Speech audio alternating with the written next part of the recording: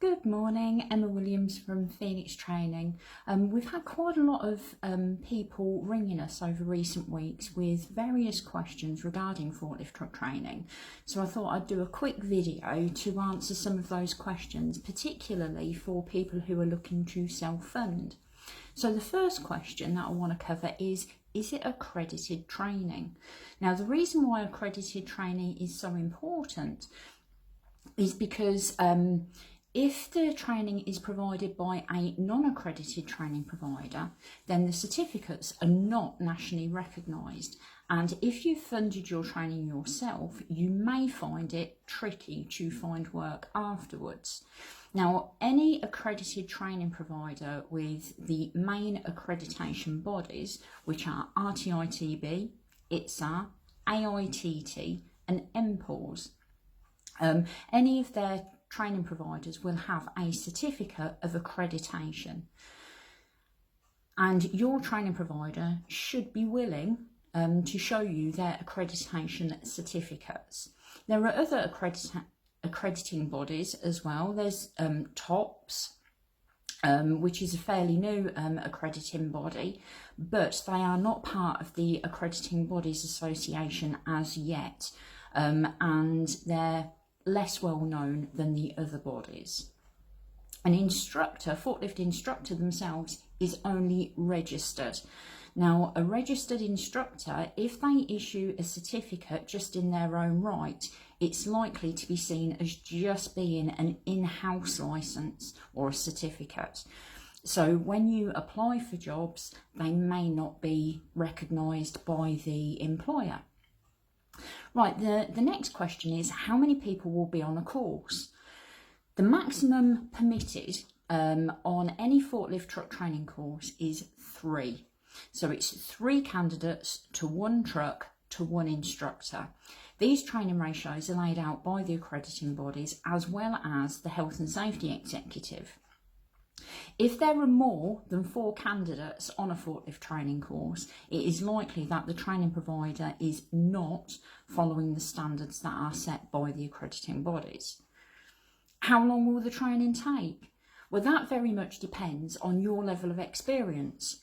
If you have been trained and tested in the past and have a certificate and you've got recent experience of using the truck, then you'd only need a refresher course. And a refresher course, is just 1 day.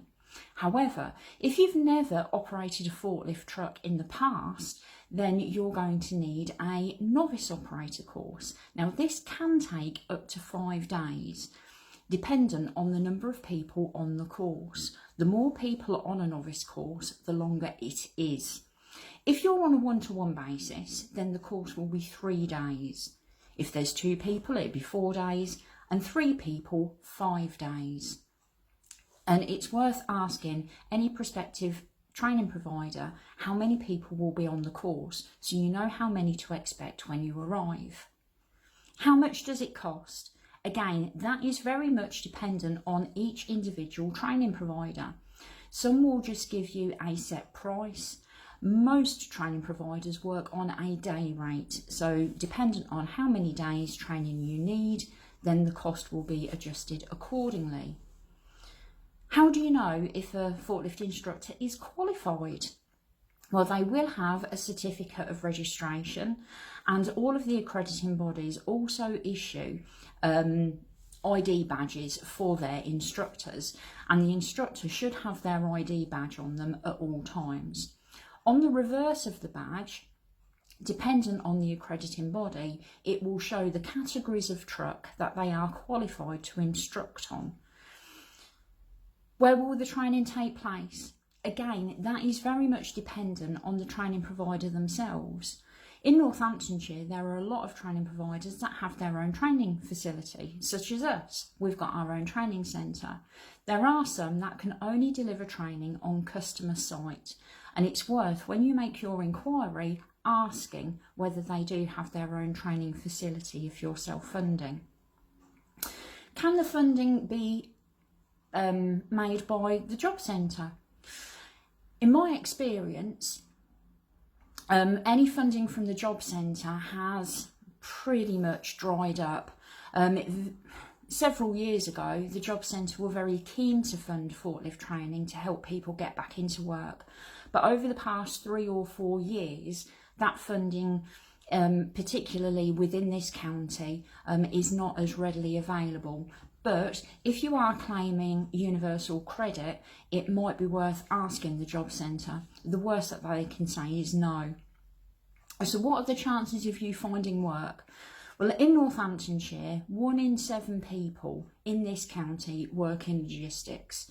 I have noticed over recent weeks on Facebook in particular, the number of forklift and warehouse jobs that are becoming available through agencies. If you've got experience of using a forklift truck, then the chances are you will find it relatively easy to find work. If you're a novice operator, so you're newly qualified, it might be a bit trickier. A lot of employers want forklift operators to have some level of experience.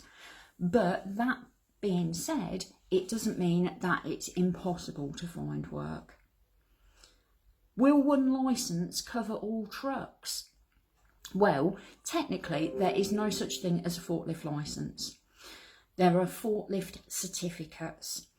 Forklift truck training isn't regulated in the same way as driving a car. So, in the way that DVLA issue car driving licences, there is no one place that will centrally issue certificates for operating a forklift. So it's a forklift certificate, not a licence. There are numerous categories of forklift truck, and each truck has a different way of operating. So if you do your training on a counterbalance truck, that certificate won't enable you to be able to operate, say, a reach truck. So for each type of truck that you want to learn, you do need a separate certificate for finding job opportunities. I do hope this has been helpful, and if you've got any other questions, please feel free to contact me. You can call me on 01933 677 708 or send us an email at info@phoenixsafetyservices.co.uk, or if you find us on Google, you can drop us a message there and I'll get back to you as soon as possible. Thank you.